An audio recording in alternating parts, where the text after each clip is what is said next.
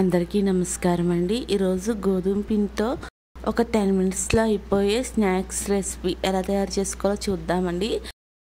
ముందుగా ఒక ప్లేట్లోకి ఒక 2 కప్పులు గోధుమ పిండి తీసుకోవాలండి.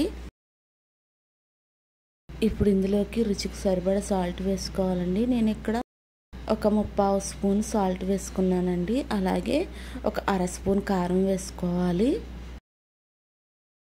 కొంచెం కారం ఎక్కువ తినే వాళ్ళు అయితే 3/4 స్పూన్ అన్న వేసుకోవచ్చండి. అలాగే ఒక స్పూన్ వాము వేసుకోవాలి.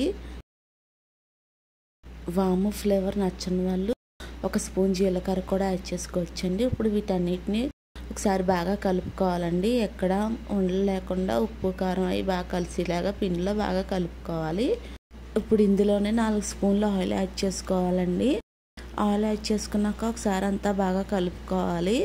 మనకి పిండి కొంచెం ముద్దలా ఫామ్ అయ్యేలాగా కలుపుకోవాలండి.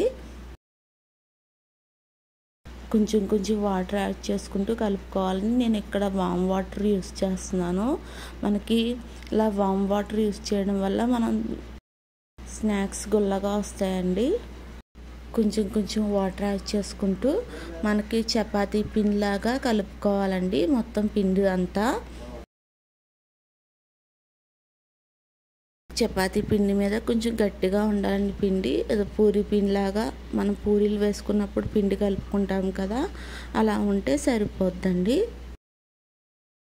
ఈ విధంగా పిండి మొత్తం కలిపినాక ఇప్పుడు వీటిని చిన్న ఉండలుగా చేసుకుని చపాతీలాగా ఒత్తుకోవాలండి.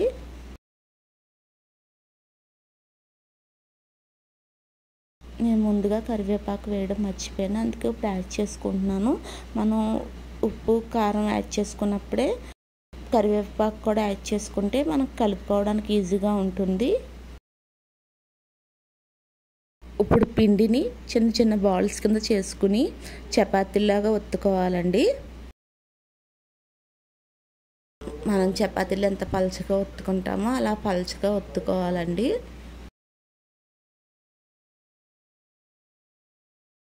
ఇప్పుడు తయారు చేసుకున్న ఈ చపాతీని మనకి నచ్చిన షేప్లో కట్ చేసుకోవాలి. ఇలా చిన్న డైమండ్ షేప్లో కానీ రిబ్బన్ పకోడీ షేప్లో కానీ కట్ చేసుకోవాలండి. ఇప్పుడు కట్ చేసుకున్న వీటిని డీప్ ఫ్రై చేసుకోవాలి. ఇప్పుడు స్టవ్ మీద ఒక ప్యాన్ పెట్టుకుని డీప్ ఫ్రైకి సరిపడా ఆయిల్ పోసుకుని ఆయిల్ హీట్ అయినాక మనం తయారు చేసి పెట్టుకున్న చిప్స్ వేసుకుని ఫ్రై చేసుకోవాలండి. ఈ చపాతీ పిండి చిప్స్ని ఒకటిగా యాడ్ చేసుకుని మంటని హై టు లో మీడియం ఫ్లేమ్లోకి అడ్జస్ట్ చేసుకుంటూ ఫ్రై చేసుకోవాలండి. ఈ ఫ్రై అవ్వడానికి కొంచెం టైం తీసుకుంటాయి. కొంచెం నిదానంగానే ఫ్రై చేసుకోవాలండి. వేసిన వెంటనే గరిటెతో తిప్పకుండా ఒక 30 సెకండ్స్ తర్వాత గరిటెతో ఇలా కలుపుకుంటూ ఫ్రై చేసుకుంటూ ఉండాలండి.